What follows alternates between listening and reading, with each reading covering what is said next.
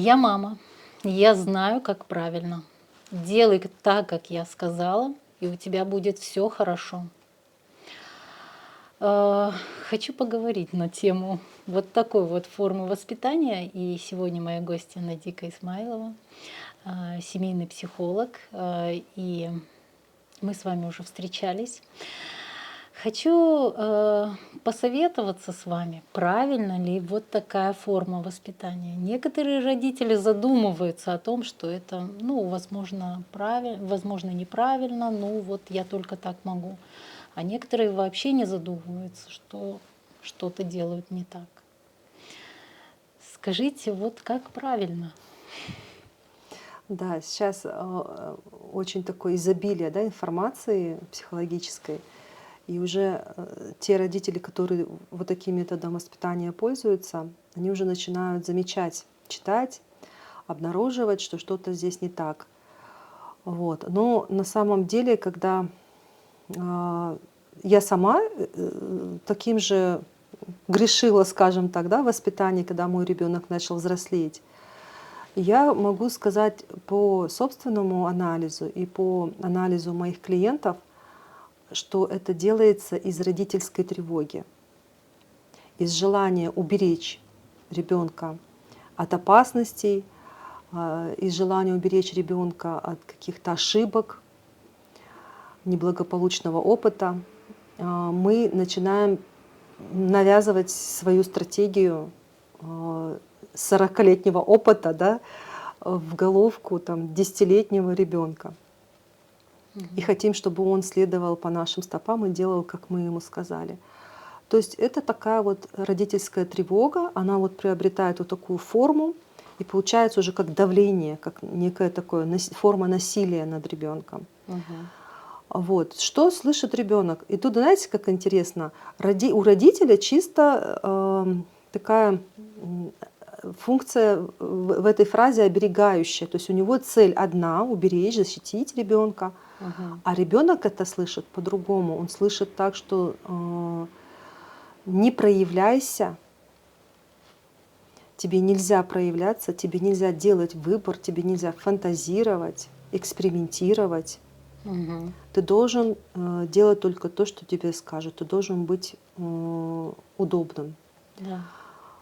Вот такое слышит ребенок. И получаются совершенно разные, да, такие противоречивые какие-то моменты. Ребенок слышит одно, а родитель вообще-то послание, у него мотив был другой. И возникает такой диссонанс. Но когда ребенок выбирает такую модель, которую предлагает родитель, да, подчиняется ему, что его ждет? Его ждет в будущем, он станет вот таким вот удобным для всех. Он не сможет развиваться, он не сможет самореализоваться, он будет управляемым, легко управляемым. Ну, это очень хороший, конечно, сотрудник будет для кого-то. Что скажет, да, начальство, то он и делает, не сопротивляясь. Хороший муж будет. Хороший муж будет, да, или хорошая жена, если это девочка. Удобный для всех, но максимально неудобный для себя. Для себя. Да. И что такое право выбора, этот человек не будет знать, и его даже будет фрустрировать, то есть пугать такое разрешение, да, вот на выбор. И часто мои клиенты прямо об этом говорят во время сеансов, что мне страшно сделать выбор. Почему я? Пусть кто-нибудь это другой сделает. То есть настолько там страшно столкнуться с выбором, а что будет тогда? А вдруг что-нибудь случится, и мы все умрем. То есть настолько фатально они это воспринимают. Это право выбирать, право, которое у него, в принципе, при рождении, да, появляется. Вот, поэтому стоит задуматься современным родителям, чего они хотят для своих детей. Если они хотят, чтобы ребенок был успешным, когда уже вырастет, да, реализованным, то ему не нужно указывать вот так вот, да, категорично. Его нужно поддерживать. То есть ты можешь выбирать. Конечно же, мы должны, как родители, рамки ограничивать, да, не полную свободу давать. Вот у нас есть вот такие рамки, вот в этих рамках ты можешь выбирать сам, чем ты хочешь заняться. Не, ну мы же не знаем, вот как мы как мы ставим рамки, да, или это слишком, или это не совсем, или это чуть-чуть, или это среднее, или это много. Мы прописываем какие-то правила, и вот как узнать, что ну вот это оптимальный вариант. Но это только методом проб и ошибок, больше Да. никак, через личный опыт. То есть на старшем тренируемся, а потом последующий. Нет, нет, это не гарантия того, что второй не будет, если пойдет этим же путем, Мгм. то у него все будет так же. Там другая психика, он может выбрать что-то другое. И там уже нужно как-то тоже под его структуру личности, да, эти правила как-то формировать. То есть родителю нужно быть чутким, чутким к своим детям, понимать их, знать их. Ну, вы же знаете примерно, да, какие таланты есть у старшего, у среднего, у младшего, да, кто на что способен, кто более ранимый, кто более такой вот устойчивый. Вы это знаете как мама, и поэтому под личность ребенка вы уже формируете эти рамки и даете право выбора ему. То есть вот здесь вот в этих рамочках ты можешь принимать решение сам, выбирать. А мы тебе можем вот это, вот это, вот это. Выбирай. Вот. Если не получится, мы рядом. Это нормально, иногда такое бывает, а иногда бывает, что получается. Пробуй. Да? Ты в любом случае должен попробовать. Пока ты не попробуешь, ты не узнаешь. То есть нужно поставить ребенка перед выбором, Да, одевая или красные, или желтые колготки. да. И потом, принимая решение, ребенок, ну как вот это работает? Принимая решение, он чувствует, что он что-то предпринял Это сам. его выбор, да. Мгм. Я выбрал, я присвоил себе это право выбирать. Мгм. Мне можно выбирать. Мгм. То есть из-за меня, в принципе, никто это сделать не может и не должен. А вот эти упреки, как они могут, упреки и замечания, да, мы же говорим, вот ты это сделал неправильно, вот надо было так. Мгм. Как это может отразиться на человеке? Но это вот как раз-таки начинает таким образом формироваться страх ошибок, Мгм.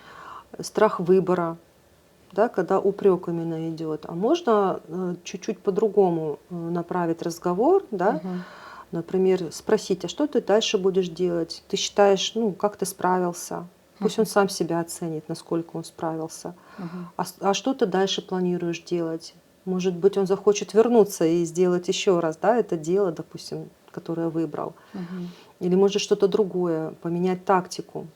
То есть мы его всегда подталкиваем наводящими вопросами к тому, чтобы он опять сам искал пути выхода из этой ситуации.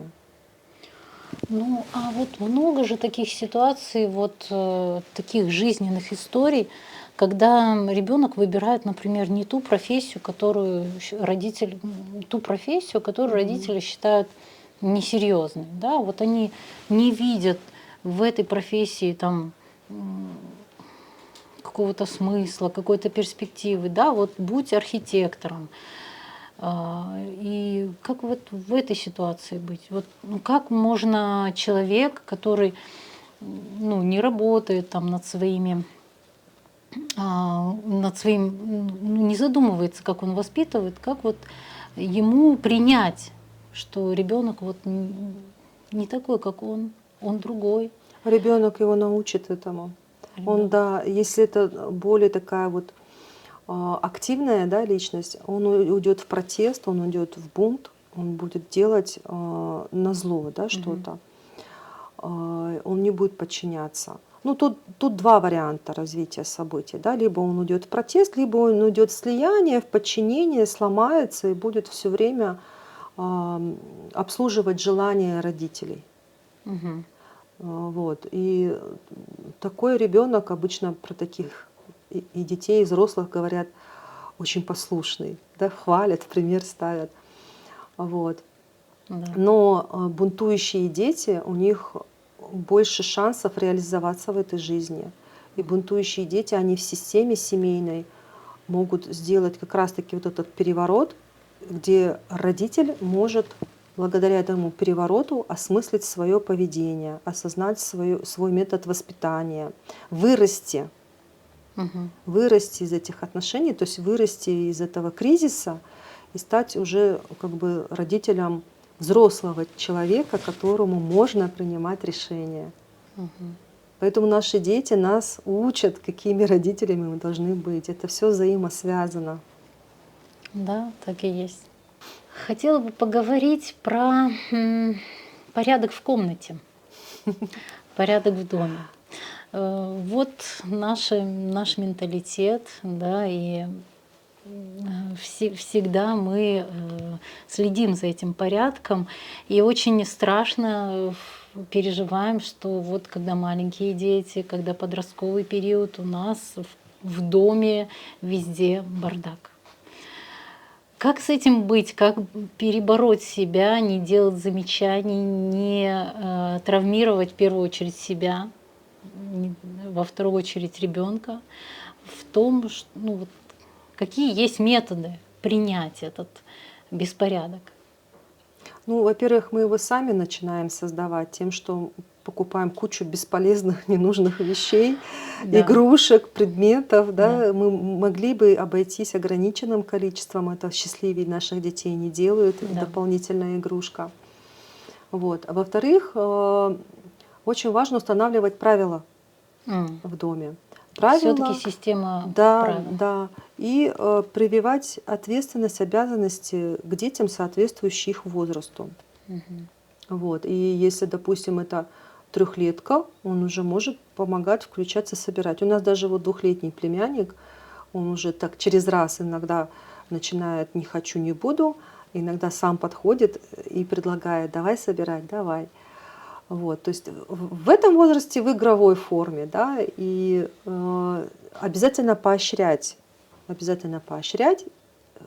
через какие моменты, да, то есть мы не даем что-то за это, да, там не говорим какой ты там молодец, мы говорим какой ты трудолюбивый, да, качество, мы хвалим качество, какой Мгм. ты заботливый, там, да, допустим, какой ты аккуратный, как ты аккуратно складываешь игрушки. Вот, и все. Вы знаете, это такая приманка для ребенка, когда ты ему говоришь, ты лучше всех собираешь игрушки. Мгм. И там вот это вот начнется потом выстраивание по порядку, это будет приносить удовольствие ребенку, когда ему указываешь на его качество. Да, это задача не одного дня, да, это нужно набраться терпения родителю самому. Это тоже в какой-то мере воспитание себя, следить за этим, да, вот порядком, быть самому организованному, не пропустить момент, когда он может еще физически собрать игрушки, и уже не устал, да, и уже нужно спать. Обычно ближе ко сну детки маленькие, они капризными становятся, да, Мгм. вялые и капризными. То есть тоже нужно как-то улавливать эти моменты. Ну или Мгм. понимать, что если я не уловил, значит мне лучше уложить ребенка, да, а потом самому Мгм. заняться этими игрушками. То есть не делать из этого какую-то и трагедию, да, или какой-то там культ, или какое-то попустительство. Мгм. То есть не надо, я сама уберу, пускай это же ребенок. То есть все так вот под Средний. ситуации, да, Мгм. реагировать по ситуации, но ребенок должен знать, что есть в доме правила, что есть на нем какая-то ответственность, да, вот твои игрушечки ты собираешь сам, я могу тебе помогать, давай я тебе помогу. Мгм. Также с порядком в комнате. Мгм. Более старший возраст, подростковый возраст, он отличается как раз-таки беспорядком в комнате. Да.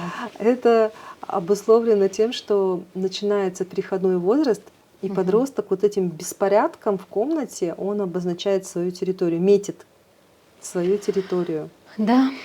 Вот, это моя комната, это мои правила, Мгм. поэтому здесь может быть, на ваш взгляд, родительский беспорядок, но мне кажется, вполне комфортно, мне кажется, все на своих местах. Это вот реально они так думают и чувствуют.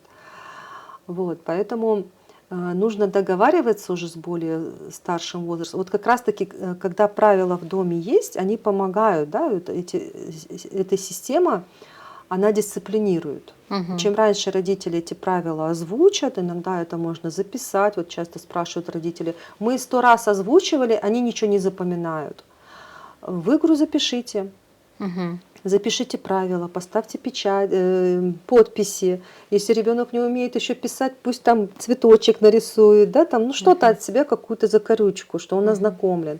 И каждый раз, когда он забывает, вы ему напоминаете: идем, я тебе напомню, вот наши правила, пойдем почитаем, да, я тебе напомню, потому что саботаж будет, это нормально.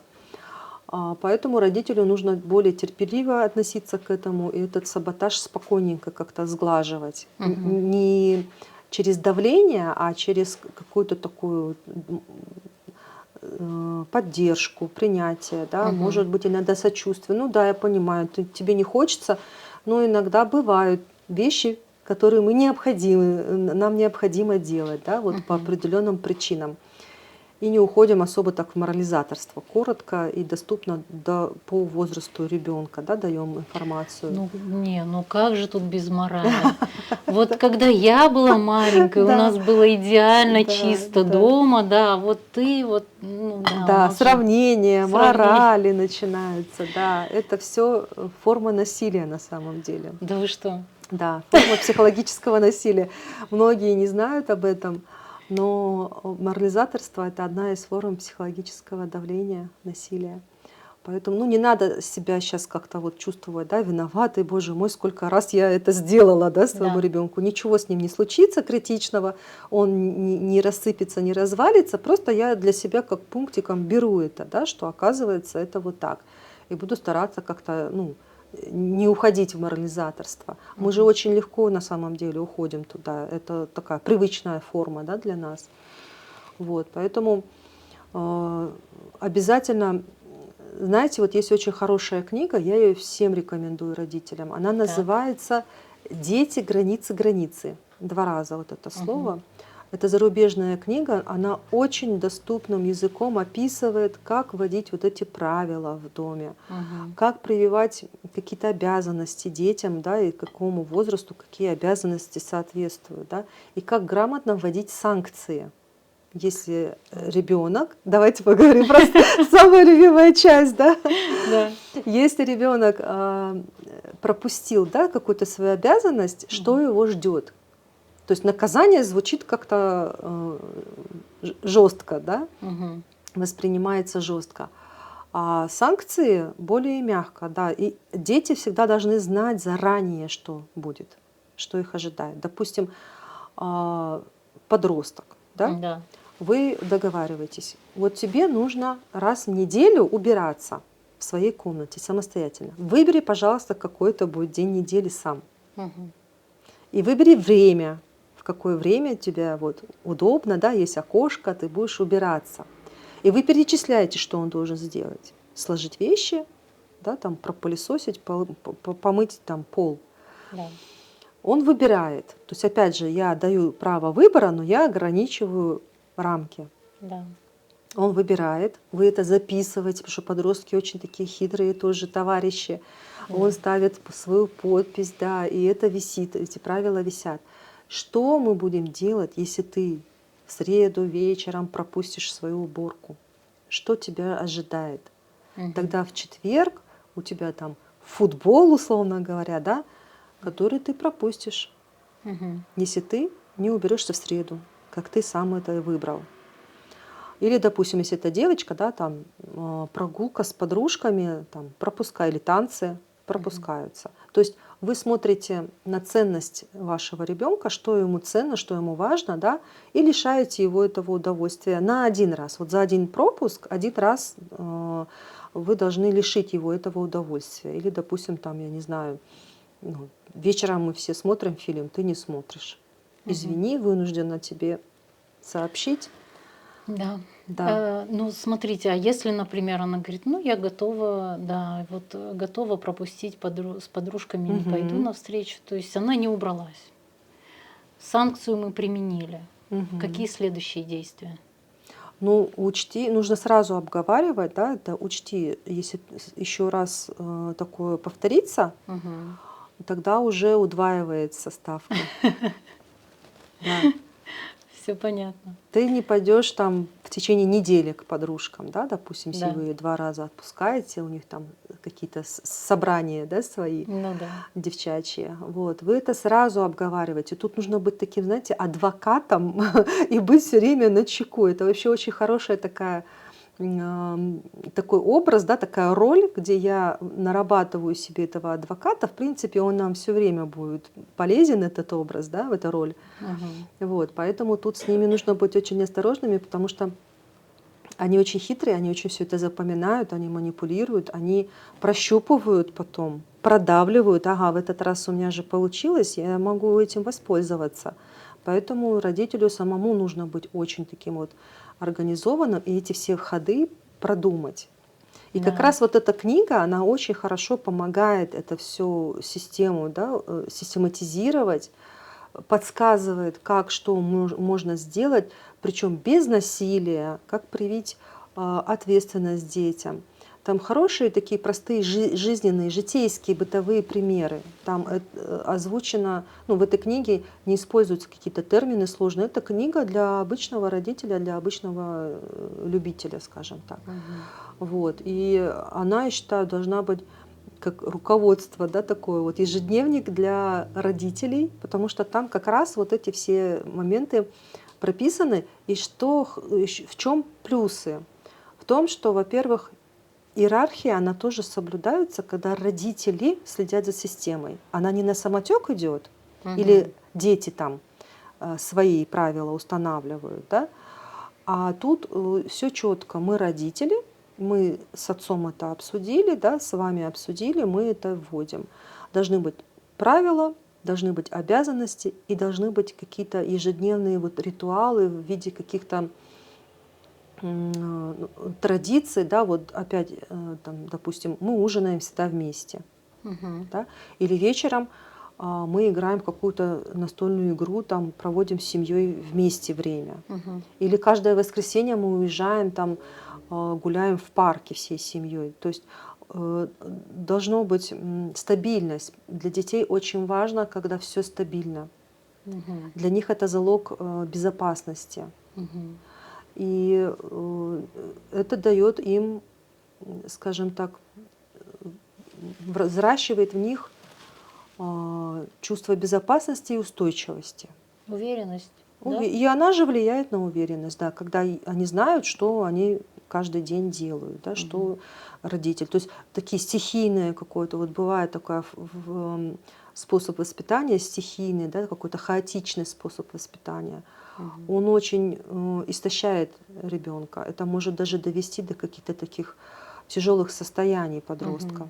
А если все системно, то это дает наоборот чувство безопасности ребенку, он становится более спокойным, уверенным, и он знает, что родитель главный в семье. То есть вот это уважение. Часто обращаются же с таким запросом, что мои дети меня не слушаются, они разговаривают со мной на равных. Да. Вот, хорошо, а тогда как вы себя ощущаете в этих отношениях, да, вот кто вы? Мгм. И вот когда молодые мамы жалуются, что ой, мой ребенок до 12 не спит, ходит, еще нас усыпит, а сама там не ложится, или сам не ложится, да, позже всех ложится спать. Тогда Мгм. кто хозяин в доме, да, вопрос такой. Мгм. Если вы родители, если вы главные в доме, то ребенок должен подчиняться вашим правилам. Потратьте на это время, потратьте на это там несколько дней, но этого режима добейтесь вы, а Мгм. не так, что пустили на самотек этот режим, и ребенок сам себе предоставлен. Вот, то есть тут из-за этого послабления летит вся иерархическая лестница. Мгм. Это не будет хорошо отражаться на воспитании, на формировании личности ребенка. То есть другом не нужно быть. Нет, нужно быть родителем. Нужно Друзья у быть. него должны быть его сверстники. Мгм. Да, он должен, точнее как, не должен, он может на нас полагаться, он может нам доверять, но ровно то, что ему считается важным. Да? Мы не можем настаивать, ты все нам должен рассказывать. Мгм. Он сам выбирает, что мне стоит рассказывать, что не стоит рассказывать родителям. Но когда есть страх прийти поделиться, и сейчас мне влетит, вот это уже не норм. А когда есть доверие, вот все нормально, сейчас я приду домой, родители меня поддержат, родители мне помогут, я поделюсь с ними. Мгм. То есть вот это уже норм. И возвращаясь вот к правилам, таким образом у детей формируется и уважение к старшим. Не только к родителям, но еще и к более старшему, да, поколению, там, к дедушкам, бабушкам. Вот. Но когда дети, это бывает же такое в семье, да, рождается вот король такой, Принц, да. да, принц. Шахзаде. И вся система вокруг этого принца, да, вокруг этого короля носится с ним, лелеют, холят его. Он задает некий такой климат и обстановку в доме, в семье. Ну, во-первых, это очень большая нагрузка, потому что ребенок маленький, он не должен задавать никакого климата в семье. Мгм. Во-вторых, это взращивается такой вот эгоист, Да-да. которому все, а я просто должен быть. Мгм. И ему будет очень сложно, когда он будет в социуме социализироваться, где есть привычка, когда я прихожу дома, я царь, Да. я на всех смотрю свысока, мною все А в восхищаются. садике он А не в царь. садике что-то это не работает. А представьте в школе какое разочарование. А Там-то он представьте в будет, жизни. вот, и он такой заходит, да, мне никто не рад, что не так? Никто не кланяется, Что-то с руки не ними не целует. то, да, и он в жизни не подумает, может быть, со мной что-то не так, он будет уверен, что с ними что-то тут не так, они какие-то не такие, они мной не восхищаются. Но такому человеку тяжело, сложно будет найти свою компанию, сложно будет найти своих людей, потому что он все время будет такое какое-то потребительское отношение, да, вот, к своему окружению. Поэтому вот эти все, вроде, казалось бы, мелочи, да, но они очень серьезно влияют на формирование характера, Да. на будущее. У меня такой вопрос. У нас рождаются дети, и они, конечно, на нас не похожи. Они рождаются другими. Как найти в себе силы принять своего ребенка, своих детей такими, какие они есть, не переделывать их под себя? Мгм, мгм. Сейчас я скажу, как. Психотерапия в помощь, Да. потому что тут вопрос самовосприятия. Если я не принимаю себя, да, это нужно копать глубже. Мгм. Если в моей родительской системе было непринятие каких-то моего выбора, каких-то Мгм. моих черт, качеств, да, Мгм. то у меня также будет, это будет зеркалить в отношениях с моими детьми. Мгм. Мне тяжело будет. То есть у меня вообще нет такого опыта принятия. Меня не принимали, я дальше это продолжаю делать. Что не так? Ну, а как принять? Вот, например, у меня родился сын, и я убеждена, что он будущий Моцарт или Эйнштейн, а Мгм. он не тот и не другой. Как это вот я могу принять как мать? Обратиться к психологу. То есть это надо работать, Это да, запрос, и специально? причем такой глубокий запрос. Мгм. Это будет работа не только над принятием своего ребенка Мгм. таким, какой он есть, да, с его качествами, а над Мгм. принятиями как раз-таки себя, да, моего. Вот вы наверняка такое встречали, да, в просторах интернета уже так публика, аудитория более-менее прокачана психологически, я имею в виду в терминах. Есть такое выражение такое внутренний ребенок. Да. Да, моя внутренняя детская часть. Вот как раз-таки там будет работа с родителем, с его детской частью, что там происходило в его развитии, кто не принимал, в чем не принимали. Работаем с этим, да, выстраиваем новые модели поведения, новые контакты. Мгм. После этого у него автоматически налаживается контакт со своим ребенком. Мне потом клиентки так и говорят: ты знаешь, я сегодня вышла из терапии, я увидела своего ребенка. Я сейчас, только сейчас я поняла, что раньше я все время видела себя в ней. Да. А сегодня я увидела свою дочь впервые. Она другая. У меня такие странные ощущения, говорит, я вам передать не могу. Вот я сейчас вспоминаю эти отзывы, у меня аж у самой мурашки по коже идут. Настолько это и трепетно, и для меня так, настолько радостно, Мгм. что насколько мощно работает психотерапия. Да? Мы работали с одним, а тут оно распространилось на всю семейную систему, и дети от этого в бонусе. Представьте, мужья в каком бонусе будут. Да, да, это интересно. А, Хотела у вас спросить, вообще вот как-то можно подготовить себя к подростковому периоду у детей? Ну, можно, конечно. Прокачаться? У нас много сейчас литературы, как разговаривать Мгм. с подростком, прям так и называется книга. У нас много клубов, чатов, то есть где психологи дают теоретическую часть, кто-то умудряется дистанционно даже вот давать какие-то практические упражнения, да, Мгм. то есть подготавливают родителей, как это быть, как реагировать и что вообще с подростком в этот момент происходит. Ведь на агрессию подростка чаще всего родитель очень так вот драматично реагирует. Да. Он это принимает на свой счет. Я Мгм. что-то сделала или сделал не так. Все, я плохой родитель, я не справился, что мой ребенок мне дает такую обратку. А там вообще дело не в родителе. Мгм. Дело в его физиологии, да, дело в его гормональном вот этом вот коктейле, да, фонтане, который из него бьет. Ему сложно, Мгм. а кому мне эту злость принести, эту агрессию, как не самому дорогому и любимому, который меня должен, по идее, принимать. Да? Это родитель. Да. Вот, поэтому если вы сталкиваетесь с агрессией ребенка на какие-то вот мелочи, да, вы уже должны понимать, ага, начинается. Да. У кого-то раньше, у кого-то Да, позже. да. И можно посещать, допустим, в школах, организовывают школьные психологи собрания, работу проводят над родителями, там, соответственно, возрасту. Да? То есть можно найти выходы, можно даже бесплатно покопать эту информацию, прочитать ее. Но если уже родитель понимает, что я не могу, у меня вот прям вот сильно у меня такие чувства к моему ребенку, да, что я начинаю прям вот настолько злиться, Мгм. меня раздражает, бесит в нем все. Тогда уже помощь психолога. Мгм. Обращаться к психологу, рассказывать про свои чувства, относить вот это все туда на терапию и с А этим вообще такое работать. разве бывает? Ну, Бывает, это же твой ребенок, ты его воспринимаешь, бывает, безусловно, любишь. Бывает. да, такое бывает.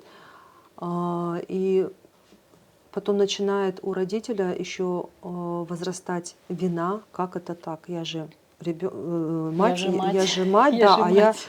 а меня ребенок что-то бесит, раздражает, злит, да, и она начинает в вину проваливаться. Мгм. Это вообще может привести к таким серьезным состояниям, да, вот до депрессии. Как это так? Я что, какая-то ненормальная мама? Нет, мама нормальная, просто бывает, смотрите, дети это портал к нашим травмам детским. Ну вот. Да. И каждый возраст, если совпадает с моим негативным опытом, да, по возрасту, меня это называется, вот такой есть термин триггер, да, меня Да, этот возраст триггерит. начинает триггерить, я начинаю злиться, я не понимаю форму своей агрессии, я не знаю, что со мной, почему я так реагирую. Мгм. Но я начинаю вот как-то себя, да, странно вести с ребенком своим. Тут любила, а тут раз что-то пошло не так. С этим стоит обратиться к психологу. Стоит, вот как раз я говорила, да, на прошлой встрече про вот эти внутренние конфликты Мгм. неразрешенные, вот поработать с ними, и отношения будут выравниваться с ребенком. То есть Мгм. и принятие будет, да, и понимание, что с ним происходит. Чаще же как бывает, мы начинаем, вот мы такими подростками были, мы, чтобы позволить себе взрослому огрызнуться, да никогда мы маму, папу с полувзгляда принимали, но это же страх, это же Да. мы их боялись и хотим то же самого от своих детей, да, начинаем злиться, почему вы не такие. Но время на самом деле тоже влияет на детей.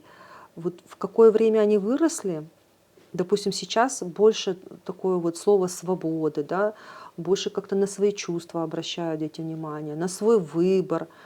И когда они начинают это делать, а у нас наш внутренний подросток говорит, а нам же так нельзя было, Нельзя было, да. а у нас же такого не было. а оказывается, так можно было. И начинает распаковываться злость. Мгм. Но мы не можем с ней ничего сделать. И мы злимся на объект, который вызывает у нас якобы эту злость, да? Да. На подростка, что он ведет себя по-другому. Поэтому с этим стоит работать уже со специалистом. Специалист поможет. Вот. Ну, очень такая, знаете, разница большая.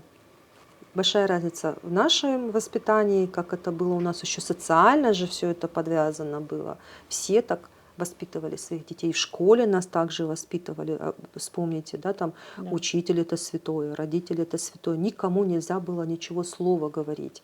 Никому нельзя было там что-то как-то возразить Да. или даже вопрос задать. Оппонировать нельзя было точно. И я помню, в школе мне всегда за это прилетало, за то, что я огрызалась с учителями. Да, они так говорили. Да, Огрызалась. ты А вы просто огрызаешься. А оппонировали, я да? просто, да, мне было Высказывали свое интересно, мнение. я высказывала свое мнение, и я была для них неудобной, и они все время злились и хотели скорее как-то от меня избавиться. Мгм. Вот. И я искренне не понимала, думаю, чего они так злятся. Я же вроде ничего плохого не делаю, не хулиганка, ничего, просто разговариваю. И вот эти просто разговоры их очень сильно злили. И вот как раз это вот и есть вот эта ситуация, которую я рассказываю, где родитель злится, да, Да. на вопросы своего подростка. Также и учителя. Их тоже это триггерит. Вот если честно, я всегда думала, что триггерит учителя то, что он не знает вообще ответа на вопросы. Да, вот он знает там свой этот параграф, когда ему задаешь какие-то другие вопросы или что-то вне его программы, он начинает нервничать. И, ну да, начинали затыкать, садись, выйди из класса и так далее. Да, ну это педагогика — это отдельная тема. Я бы хотела еще с вами поговорить про мечты, детские мечты. Когда ребенок мечтает, у него же нет никаких границ, он же ничем не ограничен. Он мечтает, он рассказывает мне свои мечты, да, своей маме свои мечты. Нужно ли приземлять его? Нужно ли говорить ему, да это невозможно, да этого не будет, это не так, найди какую-нибудь другую мечту или направить его, да, вот можно ли это делать? Ну, смотрите, у них есть какой-то период жизни, да, какой-то определенный возраст, где их фантазии такие какие-то вот прям действительно фантазии, да, фантастика такая, что с реальностью очень далека от реальности. Это пройдет, Да. и у них уже с каждым возрастом, да, более приземленные такие мечты будут, которые вполне себе реализуемые, да, выполнимые. Можно, в принципе, к ним следовать. Но мечтая, формируется очень такое классное качество, как креативность, Да. как спонтанность.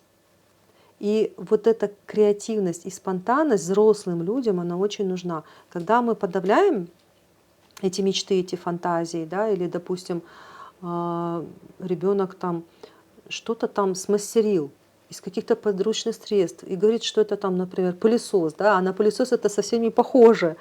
И мы критикуем, да, ну какой это пылесос, там же нету ни трубки у тебя, ничего. И что за ерунду ты сделал, да? Да. То есть, Еще и ковер испачкал. вот. Еще мусора столько тут от Да. тебя. То есть мы начинаем вот этой спонтанности как бы подрезать крылышки. Да. А спонтанность и креативность во взрослом возрасте очень нужна. Угу. То есть она развивается, начинает в детстве, и это задача ребенка, а приносит пользу и во взрослом возрасте. То есть успешный человек — это вот... Он должен быть креативным и спонтанным. Да. Он должен уметь реагировать под ситуации, да, находить какие-то интересные идеи, нестандартное мышление, вот это оно и есть. А преподаватели или родители, вот что они делают, когда у детей начинает как раз-таки вот это, через вот эти вопросы формироваться какая-то там креативность, да, или какой-то другой способ решения задачи, начинает формироваться критическое мышление, то есть учитель или родитель ему дает, например, вот такую тебе стратегию, ею следуй, да, слушайте, а может быть мы вот так вот сделаем или вот так вот, я чувствую, что это тоже, да, может сработать. У них начинается тревога, у старших, у взрослых начинается тревога. Они Мгм. думают, что их метод, способ обесценили. А для Мгм. взрослого человека это очень болезненно Мгм. подумать, что что-то в его деятельности обесценивают. Но это опять же с обесцениванием не связано. Ребенок не хотел, он не имеет такой вот как бы мотива, да, обесценить выбор или стратегию взрослого. У него формируется критическое мышление, у него формируются как раз-таки вот эти все креативы и прочее. Он хочет развить это в себе, да, а мы начинаем все это стопорить с самого начала. Но опять же, для того, чтобы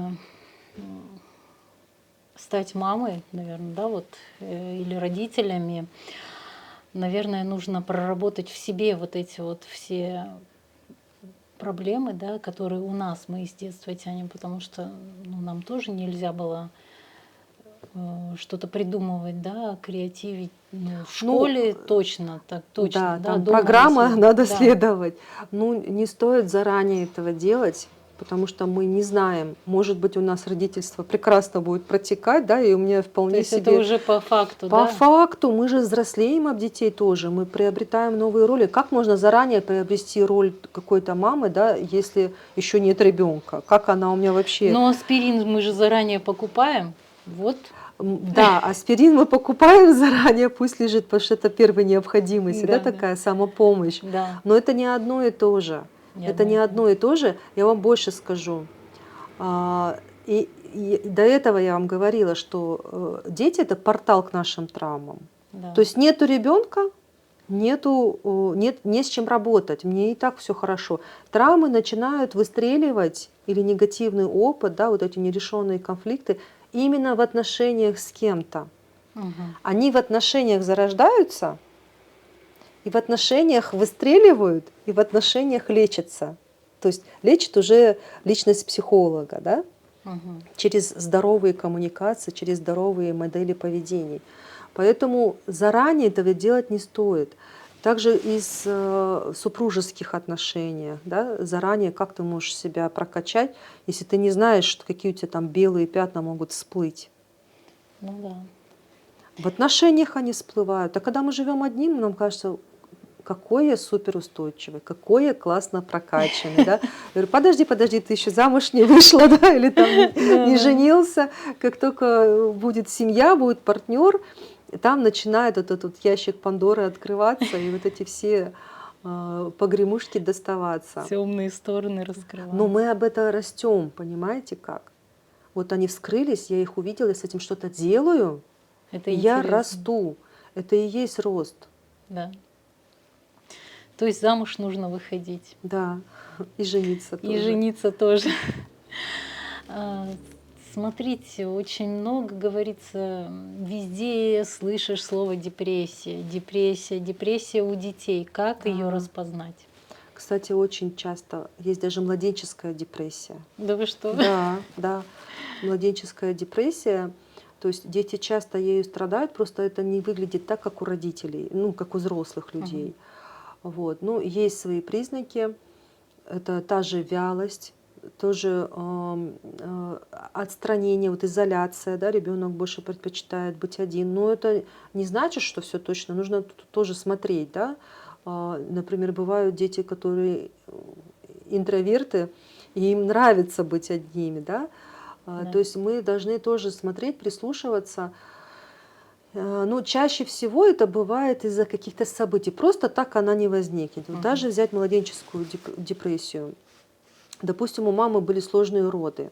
Мгм. Она родила там недоношенную или с какой-то патологией, ребеночка поместили там в какой-то донашивать, да, куда там Мгм. помещают детишек. Их разлучили. Мгм. И у ребенка может возникнуть вот такое вот отчаяние младенческое и депрессивное состояние. То есть он будет какое-то время кричать, на крик никто не идет, И дальше он понимает, что кричать бесполезно, смиряется с этим, и вот это вот есть такое вот депрессивное состояние. Но это вынужденная, да, такая ситуация, что нам его нужно спасать. Мгм. Когда он восстановится физически, он вернется к маме, и мама, в принципе, своим контактом может ему помочь и залечить его вот это вот Мгм. состояние, да, Мгм. побольше находясь с ним. Вот. Но бывает такое, что наоборот с женщиной проблема. Она родила, у нее послеродовая депрессия.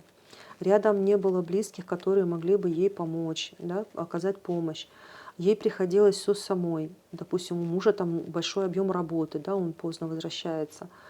И мама начинает, она вот выполняет, допустим, какие-то вот функции, да, то переодеть, покормить, на это хватает сил, а полюлюкать с Мгм. ребенком, да, поддержать его, поулыбаться ему, какой-то контакт, как мы обычно подходим к детишкам, Да. начинаем сразу, да, гримасничать, улыбаться, сюсюкаться. Вот, если этого нет, маме тяжело эмоционально это делать. То есть она даже об этом не думает. Настолько ее состояние, да, вот сложное, она об этом не думает. Это называется эмоционально отстраненная мама. Мгм. Или, допустим, вообще их разлучили, она в больнице, он там ну, с отцом, например, да. Мгм. Или как, допустим, там те же вот детдомовские детишки. э, Они тоже, ну, когда их оставляет мама в роддоме, в детдоме, Мгм. у них эти все запускаются, все эти реакции. И дальше идет, развивается, мы видим признаки депривации, когда дети начинают вот раскачиваться. Иногда даже у взрослых это замечается, когда он где-то выступает, о чем-то говорит и начинает слегка качать вот так вот телом. Это такой способ саморегуляции. Когда есть М. какая-то напряженность в теле, психика подсказывает, да, что надо делать, человек начинает качаться. Вообще в постсоветском пространстве, вот кто родился в этот период, да, это у каждого встречается. Почему? Потому что тогда же на 3 дня отлучали маму и Да, это ребенка. ужасно. Их отлучали, представьте, 3 дня младенец только появился на свет. Это, вот я такой младенец. Ну и я, Да, наверное. 3 дня без мамы. Это же вообще для, ну, такой стресс. Я родился, стресс для меня в этот мир пришел. Еще меня ограничили вот от того Ну, там объекта. же забирали ребенка, потом приносили, На покормили. кормление, да, и опять Так забирали. я всегда думаю о том, что они могли подменить ребенка, потому что, ну, как, ну, увидел ребенка, ты же не запомнил, какой он примерно, ну, Ага, младенец. да-да-да, еще не успел его запомнить, его уже забрали, унесли. Вот, Мгм. то есть и таким образом, то есть вот по этим причинам вполне Мгм. может быть детская депрессия, да, младенческая депрессия. Дальше, допустим, если ребенку уже там 4-5 лет, переезды, смена жилья, смена детского сада, это тоже может быть смерть кого-то из родных, допустим, там бабушки, дедушки активное участие принимали в жизни ребенка, Да. а тут кого-то не стало уже с возрастом, да. Дети Мгм. очень переживают это, они об этом говорить не могут, с ними что-то происходит, и они уходят вот в депрессию. У них пропадает аппетит, плохой сон, анурез часто бывает, да, Мгм. ночные мочеиспускания. Вот. Допустим, развод родителей тоже ребенок проживает трагично. И если, допустим, планируется переезд, надо заранее говорить. Если планируется развод, надо заранее. То есть надо всегда детей подготавливать, а не вот так вот ставить перед фактом. Или, допустим, многие тоже, опять же, вот к клиентам возвращаюсь, Мгм. оставила, мама ушла из семьи. Мама ушла из семьи к другому мужчине.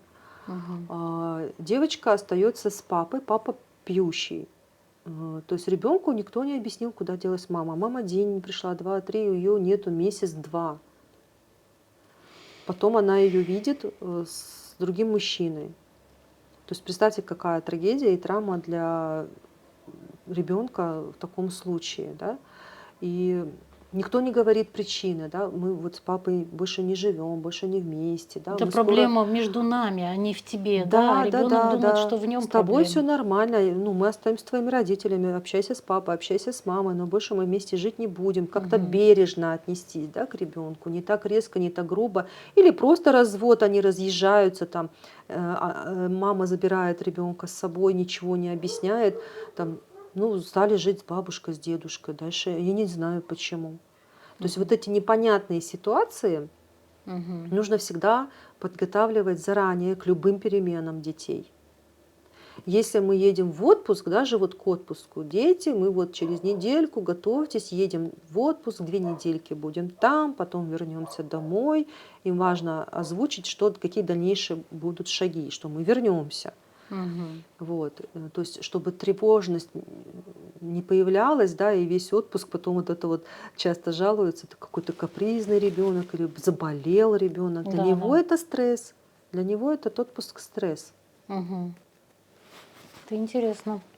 А у подростков, у них очень тоже часто бывают депрессивные состояния. Там еще обусловлено тем, что он гормонально начинает развиваться, да, гормонально зависим. Там у него все это перестройки идут физиологические, гормональные, психологические. Мгм. Все это так вот на него давит. И плюс, если в семье нет поддержки, да, и принятия его состояния, то он легко может уйти в депрессивное состояние. И, кстати, там могут проявляться эти состояния по-разному. Это может быть вызвано, ну, как одно из проявлений — это плохое поведение. Мгм. Девиантное, вот еще, да, его в педагогике называют. Он начинает хулиганом становиться, да, там каких-то друзей себе таких тоже хулиганистых находит. Это одна из форм депрессии, плохое поведение. Ну да. Не только когда он лежит там печальный, грустный, да, Не какой-то ест, да. апатичный, не Мгм. ест, да, не только так. Но это нужно, значит, каждому родителю иметь какое-то психологическое, какое-то образование. Я считаю, что это обязательный предмет в школах, что Да, это с да. детства нужно изучать. Хотя бы даже вот проводить собрания для родителей на Мгм. территории школы. Допустим, если школа будет такие задачи ставить перед школьным психологом, собирать аудиторию, Мгм. задавать темы. Вот с такой темой мы бы хотели, чтобы вы на общешкольном собрании, да, там с родителями выступили. Мгм. Хотя бы посещать такие собрания, хотя бы вот, ну, что-то искать. Сейчас очень много на самом деле информации. Открываешь даже тот же интернет, находишь Надику Измаилову, да, слушаешь там что-то у нее или у других психологов. Очень много сейчас психологов с большим стажем, с большим опытом работы, Мгм. там 25 лет, 30 лет работы именно с детьми, только вот с детьми, да, такой узкий профиль. Они очень часто дают лекции бесплатные, там по часу, по 1,5 часа лекции. То есть пришел, послушал, тебе понравилось, Можно даже по обратился. интернету послушать, не обязательно приходить. Мгм. Можно даже по интернету послушать. Но для того, чтобы начать искать эту информацию, я думаю, что нужно хотя бы увидеть эту проблему, потому что многие не считают, что там у него какие-то проблемы или у детей какие-то проблемы. И когда я спрашиваю, вот как вы с подростком? Не, у нас с подростком проблем нет, у нас все нормально. Ну, я думаю, наверное, у меня что-то не так, потому что, ну, нужно стучать в дверь. Ну, уже какие-то изменения у нас Да. есть в поведении, потому что ребенок закрывает дверь, туда нужно стучаться, Мгм. нельзя заглядывать в сумку, нельзя нарушать вот это личное пространство. То есть она уже обозначает, что у нее Но начался, я вас поздравляю, с вашим подростком все хорошо.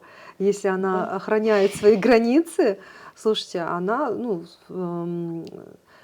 защищает себя таким образом, и с ней все нормально. Это не про то, что вы что-то сделали не так, наоборот, вы сделали, создали такие условия, чтобы она развивалась безопасно. Мгм. То есть это должно быть. Если вы это уважаете, то есть вас попросили: Стучитесь ко мне, пожалуйста, в комнату". Хорошо, вы стучитесь, да. То есть и тут тоже, смотрите, если родитель просит к себе какого-то отношения уважительного, он Мгм. должен также делать и своему ребенку. не получается, что в одни ворота. То есть если в мою комнату нельзя входить без стука, то я в твою комнату тоже не вхожу без стука, без разрешения. Мгм. Если в моей сумке нельзя ковыряться, то и я в твою сумку не лезу, даже когда тебя нет. И одна мама мне задала вопрос. Хорошо, вот старшая дочка там в школе, допустим, да, младший хочет взять карандаши у нее. Что мне в этом случае делать? Я могу сказать, на, пока ее нет, я дам. Да? Я говорю, нет, конечно, нельзя. Пусть ждет. А если у него истерика начнется, это его проблемы, пусть истерит. Пускай истерит, но он закрепит это тоже в себе. Вы сделаете двух зайцев убьете, да, вы и границы старшего ребенка обозначите и будете уважительно к ним относиться, покажете, что я уважаю тебя, да, и младшему дадите пример. Он же это запомнит, да, он будет истерить, да, он будет манипулировать. Но вы стойки в своем запрете, да, извини, дорогой, я понимаю, тебе сейчас обидно, ты сейчас злишься, можешь поваляться, можешь поплакать, но я не могу тебе это дать, потому что сестры нет. Когда она придет, ты спросишь, вот тогда, если она разрешит, ты можешь взять. Но я ее вещи трогать не могу. Все. Он там покувыркается, покричит, ножками постучит. Но для него это будет очень серьезный, важный момент, что никто не прогнется под его манипуляции. Мгм. Ну, у нас так с младшей, она все добивается криком, всего добивается криком. И я не знаю, что с этим делать, если честно. Уже 6 лет, и у нас до сих пор старшие, когда она начинает истерить, они уже на, забери, на, возьми, только не кричи, только вот выйди. Я все полцарства отдам, только не кричи и выйди. Ну да, это вот между сиблингами такое бывает, когда старшие не знают, как справиться, да, Они хотят, чтобы они не тихо было. выдерживают, да, они хотят, чтобы тихо было, а они уже готовы на все условия. Вот. Ну, это их отношения. А с родителями она может по-другому, да, и с родителями, если такое не пройдет, Да. такая манипуляция, то она будет знать, что ага, здесь так не прокатит. Здесь так не работает. Да. Да. Очень было интересно, Сагулнас. Взаимно. Я думаю, это видео будет полезным для многих, но, может быть, подвигнет что-то поискать, решить какую-то проблему. Я буду очень рада, Да. если это так. Читать, сработает. развиваться, то есть расти, не уходить в драму, да, что-то я сделал не так, что-то с моим ребенком не так, а воспринимать это как способ вырасти, да, вот новый какой-то кризис возрастной у ребенка, это возможность моего роста. Мгм. Если я буду в этом направлении работать, а не пресекать, да, эти Мгм. кризисы возрастные. Вот. И об своих детей я расту, об своих детей я чему-то учусь. Каждый ребенок меня чему-то учит. Мгм. То есть у вас 3 детей, и каждый из них чему-то вас учит. Кто-то терпению, да, кто-то свободе, Да. кто-то там, допустим, еще чему-то, мудрости. Иногда очень много мудрости из детских уст выходит. Да. Поэтому мы вместе с ними растем, мы вместе с ними меняемся, это нормально. Заранее не надо расти. Растем в ногу. Заранее да. пропить аспирин не надо, Не да? надо, да, заранее ничего. Просто нужно себя настроить, что родительство вообще на самом деле это самая сложная задача. Многие обесценивают это, но это сложнее, чем карьеру построить. Там Это много точно. чувств, там много ответственности, там много тревоги, там боли тоже много. Когда ты видишь, что твой ребенок вырастает, это больно родителю, что он больше не будет во мне нуждаться. Как это так? Я же ему жизнь дал, и он не будет во мне нуждаться. Мне больно от этой мысли. Да. Вот. Но через боль мы растем и становимся сильными. Сагулнас. Аллах разылсын.